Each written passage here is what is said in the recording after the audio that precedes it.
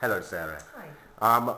What I'd like to know is where you started from. So I want to know the journey without how you went and found a solution to something that you found to be a problem and how you used that. So where did it all begin?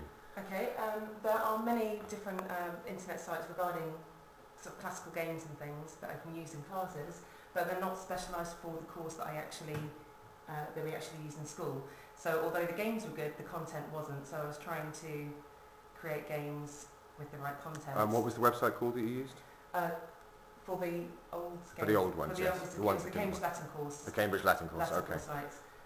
But we do the Oxford Latin course. So I found classtools.net through a variety of searches, found that was the easiest one to use and simply adapted the content of the Oxford Latin course into the games that I could use for them.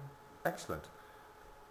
Well, we'll go and have a look at those now. Okay, we're going to have a quick look at using the classtools.net, using these games that Sarah has made. This is a student computer that's displayed on the interactive whiteboard. So, take it away. Okay.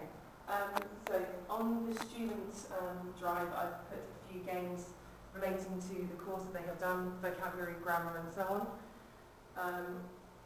And with that, they can then choose the format in which they want to play their game. So it's not just one format, there's 5 different ways that they can play the game.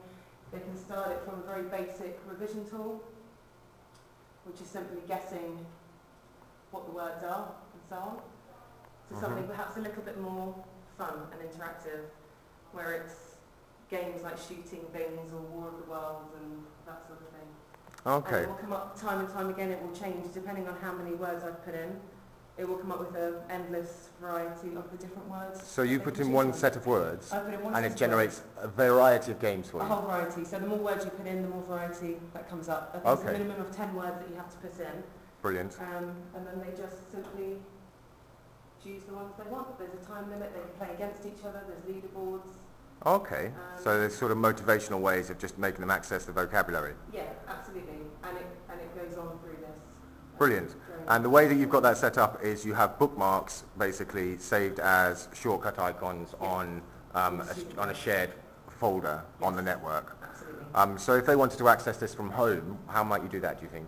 I'd like to say put it on Bernard or something, but I'm not exactly up to date on how that works at the moment, but that would be the ideal way. So what we need is to get you a little bit of training to show you how to get that so you can set the activities for the children to do at home. Absolutely, exactly. That would be cool. Is there anything else that you use classtools.net for? You wanted to do something with the name picked up? I found that it was often a little bit difficult at the beginning of lessons choosing which child should play the game. They often all put their hands up. They all wanted to have a go. So they have a fruit machine option or a name generator of some sort, which I have here. Where again, you just simply type in the words.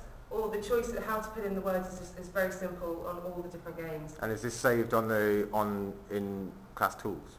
Yes, you can save each individual. Yeah, you can save each individual name list to your own drive. You come back and you save it to your own drive, and just like it comes up as a separate website. As a shortcut. As a new one. Brilliant. It saves each one. So you would use this when you're doing this in a class without computers at the front of the room. Yeah, at the front of the room, absolutely. Okay. So it's a starter, plenary and activity, and it's so quick to make the new exercises that it can just be for something to show really quickly. Yeah, really quickly how something works. And do they? So when you did that, would the children come up and use the board? Yes, absolutely. So it gets them off their chairs and they use the pen and they all feel quite important and involved. Absolutely, and they do really enjoy it. And it's always just whose name's going to come up. It's very simple to use. Brilliant. And once you've done that, do you remove a name? Remove the name each time is another way of doing it. Oh, that's great. Look at that. So, and the noise, it's the noise and the visual. Remove the name each time so another child doesn't come up time and time again. And then start all over the next lesson. Brilliant. Well, I think that's excellent.